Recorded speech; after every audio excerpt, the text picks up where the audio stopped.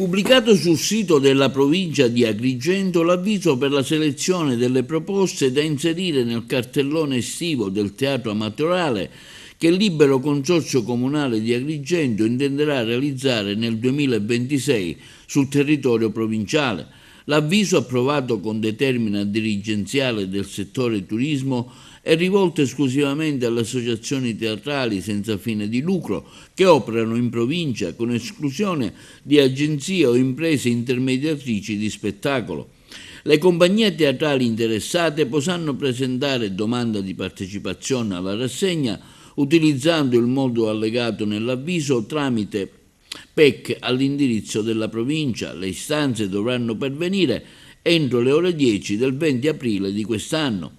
La selezione delle richieste, comunica l'ente, sarà effettuata dall'Ufficio Turismo del Libero Consorzio, con il supporto delle principali federazioni del teatro amatoriale.